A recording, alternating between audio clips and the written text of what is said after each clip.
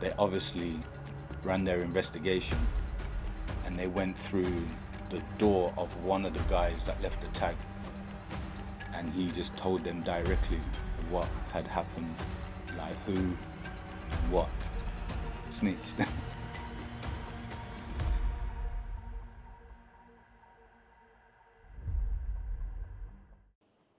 So it all began with me with poverty. But to be honest with you, I was kind of encouraged for criminality from young, very, very young, like 7, 8 years of age. So when you get to like 12 or 13, you're still a child, you're still, you know, it's not even adolescence properly, yeah, but so for me there was no deeper reflection. That was the way of life, that was normal, that was... Who encouraged you? My mum, my mother, she encouraged me. You know, for her it was also about survival. So it naturally fell on me. I'm the oldest. Of how many? Well, in my household, I'm the oldest of 3. One before me passed away, another one after me passed away. So there was 3 of us left. So I'm the oldest son. On my dad's side, there's many more. But literally, my mom's she was just in survival on how she knew. You know, we never ever got like from Monday to Monday with money. We only got from like Monday to Thursday. Yeah, so she's like, you better get out there, you better go out there, go look it. You know what I mean? And that's why I say it comes from survival. Me, did I know that it was the wrong thing? Yeah. In the back of your mind, you know, but I think survival is it's a bigger issue Every time. than the rules. Children just absorb their environment. It doesn't even start with your environment, it starts with your parents. And if there's one absent, then you're gonna learn what is taught from the one that is present. And if you live in any one of a million ghettos, there's, you know, it's poverty, there's drugs. With drugs comes violence. There's all types of different criminality going on. Crime, in what I describe as survival, was like shoplifting and burglary and all that kind of stuff, you know. So it's to get through the days, to get through the week, but it's also to have things that I wanted. What were those things like that? Like tracksuit, trainers, little accessories, you know, being able to go to the corner shop and buy things, because I never had pocket money. It was never a thing for me. So I created my own pocket money.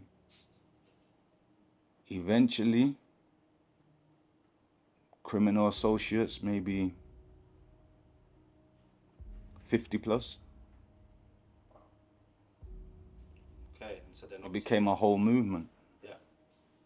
It was a whole world that was normal. That was just, nobody worked. I was into graffiti very young as well. Seriously. I was like a graffiti artist. So there was so many elements of criminality that got me to the the the end, the last part of that person who I was. It literally snowballed, and then it become an avalanche, like a six-figure. You know, get a six-figure for yourself. Then it kind of I don't know. It kind of it gives you a high that also opens a lot of doors with making what I would call real money. And then what Options. options? Okay. The options change. The game changes. In what ways? You can, girls that never used to want to really talk on a certain level, now they're past talking stage. Yeah. So this now is another element of I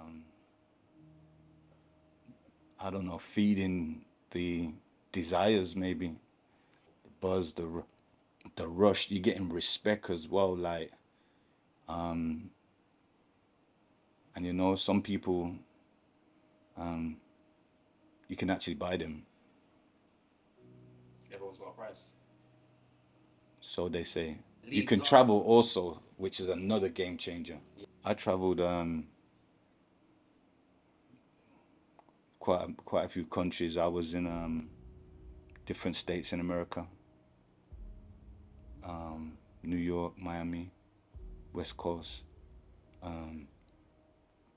quite a few Caribbean islands. Everywhere you go, you meet people and new opportunities. You I spent quite a lot of time in Jamaica. Yeah, quite a lot of time in Jamaica. In Europe, Holland mainly. All the major cities in the UK.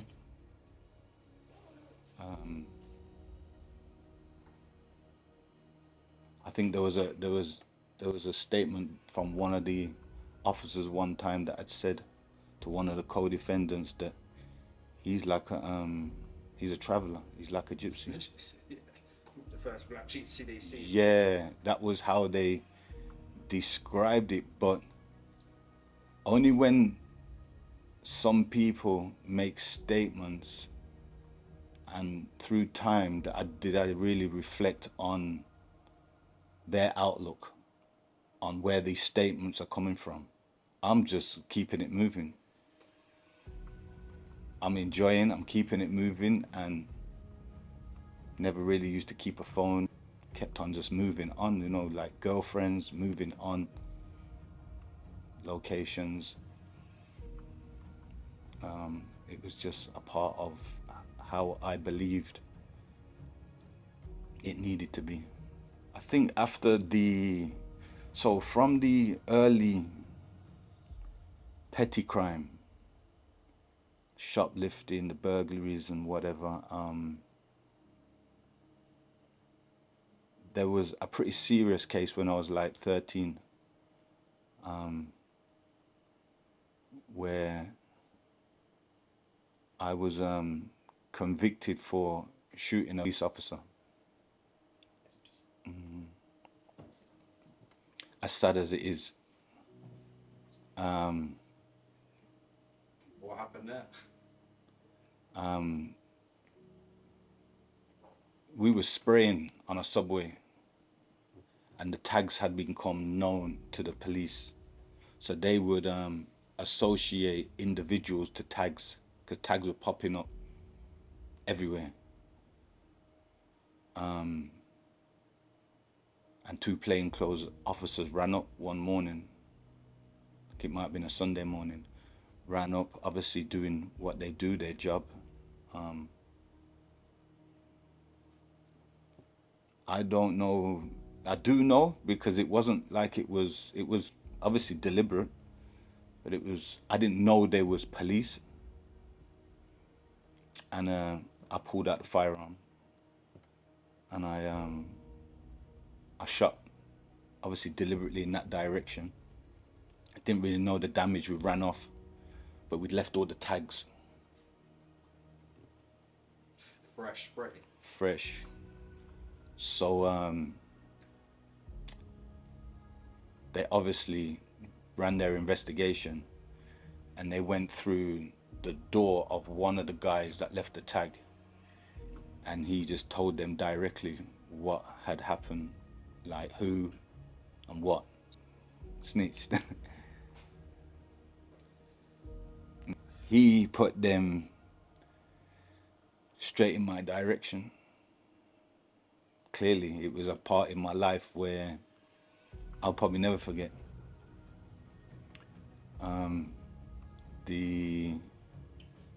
I went home as a normal routine and went to sleep like normal. And I put the gun in the shed of the house, my mom's house where I'm living. Went to sleep, woke up, bang, footsteps, running up, pinned down on the bed. I'm like 13 years of age in 88. They pinned me down, they're under arrest, shooting.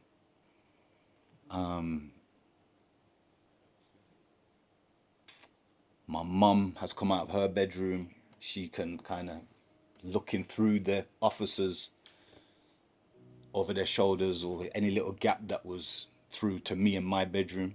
How many officers you remember? Probably about 8, 10.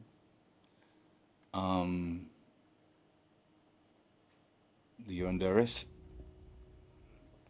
And she says, no, it can't be him. He was here with me. That was her response. She's just like, nah, could never have been him. And then I think I was held downstairs near the kitchen while they're searching the house. And then one of them come from the shed and says, we found it. Thought I'm fucked. But at the same time, I was like, I don't know what you're talking about. And my mum's standing next to me now in the kitchen like, no, he was here. She's ride or die. She still is now. To cut a long story short, I got a child secure unit sentence, the maximum sentence, to remain in a child prison, basically. I got it to remain in there, it might have been till I'm 18 or 16. 3 years. So I was in one of these child units for a couple of years. Yes. What was he? I was doing schooling in there as well because I wasn't allowed to go to normal public school.